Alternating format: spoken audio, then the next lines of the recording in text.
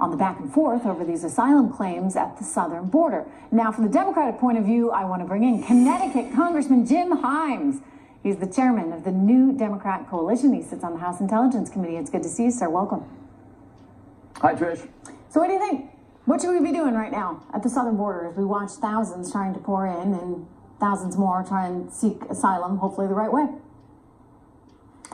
Yeah, well, that's exactly the right question to ask. And, I think most people understand that if you've got a problem, probably the smart way to solve the problem is to go to the root cause of that problem. And so, look, I don't get too excited about, whether there are American judges on the Mexican side of the border determining the validity of asylum claims or whether it happens on the other side of the border. The reality is we don't have a national security crisis around asylum seekers. We've never had an act of fatal violence committed by an asylum seeker, right? These are people who may or may not be fleeing danger and violence in their own countries. So do you dispute what the administration is saying, sir, about 500 felons among this group?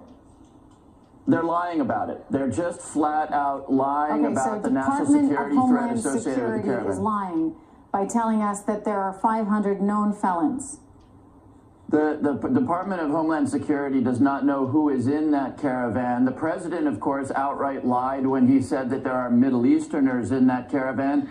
And my colleague, by saying that terrorists are sneaking across the border, is also not being honest. Now, look, I'm not saying that a secure border is not important. A secure border is important, but you solve a problem by understanding it. And to get back to my previous point, I just want to fully understand, because you're making some pretty strong accusations there, saying that Department of Homeland Security and the President of the United States all seem to be in cahoots and want to convince the American people that these are bad people, and that is just, in your view, frankly, a lie.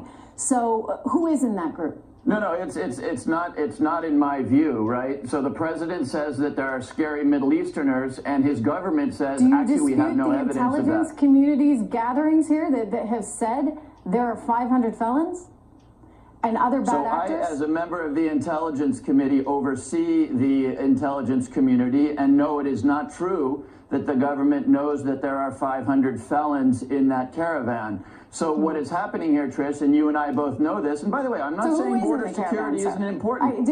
Describe to me who is in the caravan.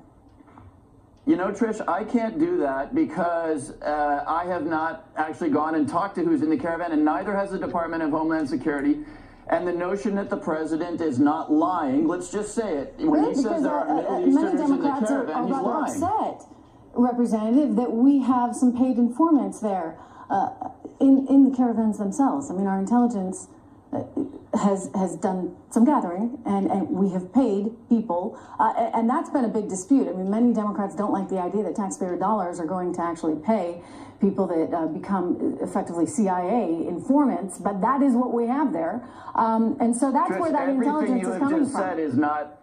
Look, Trish, part of my job is overseeing the intelligence community, and everything you just said is not true. Democrats, this is not a Democrat or Republican issue. The way we solve this problem, and no, we don't have CIA agents running around inside the caravan. The way we solve this issue is by working with countries like El Salvador and Honduras.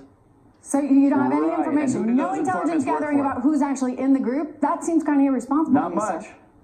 Not enough to be able to say with any certainty that there are 500 felons in that group, which nobody is saying. So my point is, if we can get back to what really matters. Somebody is saying that. The Department of Homeland Security is saying that. But let's move on from that, because you're saying everybody's just great that wants to come here. So what's your answer?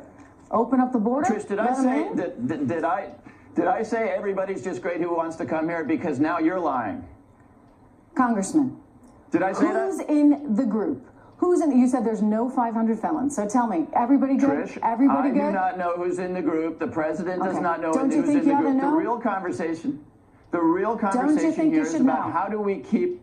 I think what we should do is we should stop these caravans from originating in countries like El Salvador and Honduras. Don't you think that's probably the solution? I think that's a great idea. I'd like to see places like El Salvador, Honduras, Guatemala do their part, especially since we give them so much in financial aid.